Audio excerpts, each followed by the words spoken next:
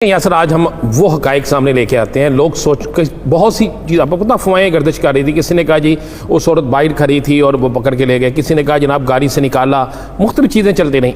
अब मैं आपको वो चीज़ बताता हूँ जो हर्फ ब हर्फ इसी तरह है जिस तरह एक हकीकत है। ये औरत जिस वक्त अपनी गाड़ी लेकर वहाँ जाती है, इसके साथ इसकी एक बेटी और दो बेटे हैं। ये गाड़ी पेट्रोल ख़त्म हो गया, वहाँ पे गाड़ी खड़ी होगी, इसने दोनों अपने जो इशारे थे वो जला दिए और वहीं पे खड़ी होगी। और कुछ देर बाद देखते हैं ये जो आबिद और शफकत है यासर, ये नीचे बैठे हुए हैं। ये नीचे बेला जिसे कहते हैं, जंगल जिसे कहते हैं, वहाँ बैठे हुए। इनका काम ये होता था कि ये रोज़ाना वहाँ पे मोटरसाइकिल्स और ऑटो रिक्शा जो होते हैं उनको लूटते थे। जब इनके पास 25-30 हज़ार रुपया इकट्ठा हो जाता था तो ये वहाँ से भाग जाते थे। उस दिन इनके पास कोई ऐसा ना ही नहीं मोटरसाइकिल वाले को लूट सके ना रिक्शे वाले को लूट सके, चूँकि ये 9 से 10 से 11 बजे के दरमियान लूटते थे। ये वो टाइम होता है जब लोग फैक्ट्रियों से, मार्केटों से, कामों से वापस आ रहे होते हैं। अब इन्होंने देखा है गाड़ी खड़ी है और गाड़ी की लाइटें जल रही हैं, तो ये दोनों ऊपर जाते हैं।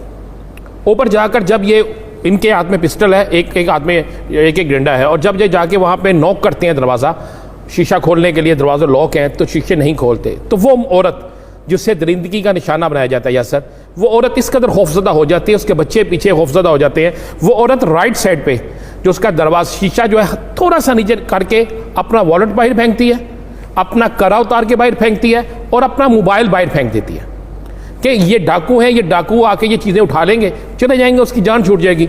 अब वो तीनों चीज़ें जो हैं वो आबद और शफकत उठा लेते हैं। ये तीनों चीज़ें उठाने के बाद दोबारा वो दरवाज़ा खोलने की कोशिश करते हैं। वो शीशा औरत फौरी ऊपर कर लेती है, वो दरवाज़ा नहीं खुलता। जिसके बाद लेफ्ट साइड पे जो शीशा है उसकी तरफ आ जाता है आबद।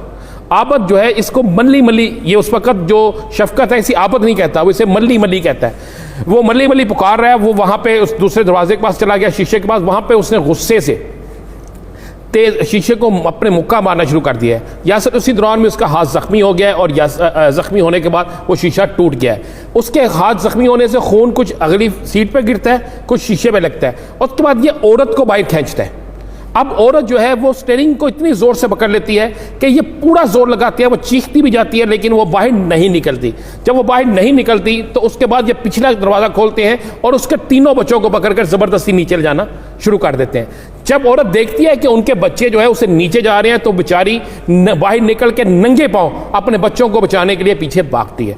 जब उन बच्चों के पीछे भागती है तो उस वक्त तक ये, आप ज़हन में रखिएगा, जिस जगह वाक़या हुआ है उससे 3 से 3.5 एकड़ के फासले पे ये बन जाता है बेला, जिसे आप जंगल कहेंगे, यानी ये दरख्त वहाँ पे चले जाते हैं। तो औरत, बच्चे जो है बेचारे वो भी चीख रहे हैं, उनकी जूतियाँ भी वहाँ पे रह गई हैं, सारा कुछ रह गया है। औरत नीचे जब बच्चों को छुड़ाने जाती है तो ये दोनों जो है दरिंदे, ये उस वक़्त एक दरिंदा जो है शफकत पहले तीनों बच्चों को पकड़ के वो खड़ा हो जाता है और आबद जो है वो दरिंदगी करनी शुरू कर देता है गन पॉइंट पे।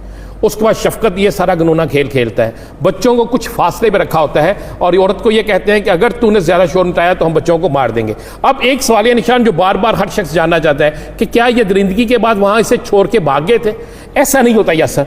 अब इनका प्लान ये होता है कि इनको फिर लेकर मज़ीद आगे जंगल में चले जाएँ और इनके साथ वो गनूना खेल खेलें जो सोच नहीं सकते। इसी दौरान में वहाँ से जो गाड़ी गुजरती है, जिसने कॉल की होती है 115 पे, वहाँ पे ये देखते हैं कि नीचे से ऊपर नजर आता है कि 4 पुलिस एहलकार जो है गाड़ी के इर्द गिर्द खड़े हैं। इन 4 पुलिस एहलकारों को देखकर ये फौरी तौर पर ये औरत को कहते हैं कि अगर तुमने शोर मचाया तो हम मार देंगे। पुलिस एहलकार जैसे नीचे उतरने लगते हैं, ये फिर उनको छोड़कर वहां से भाग जाते हैं। देखिए पुलिस राय के मुताबिक अगर तो आप इस इन्वेस्टिगेशन टीम में मियां शफकत जैसे डीएसपी को शामिल करें, उमर विरक को करें, ऐसे करें जो पुराने केस ट्रेस करते रहे हैं, तो फिर तो ये गिरफ्तारी हो जाएगी। सीआईए बहुत मेहनत कर रही है लेकिन उनके अफसरान में वो क्वालिटी नहीं है जो क्वालिटी होनी चाहिए। अगर आप इनमें मियां शफकत ऐसे डीएसपी 5-6 लगाएं जिन्होंने हमेशा पुराने केस ट्रेस आउट किए हैं, तो मैं यासर आपको गारंटी से कहता हूँ ये मुलजिम पकड़ा जाएगा। और मैं ये भी बता दूँ, ये मुलजिम किसी और जगह से नहीं, लाड़ी अड्डे से, रेलवे स्टेशन से या किसी मजदूर वाली मजदूरी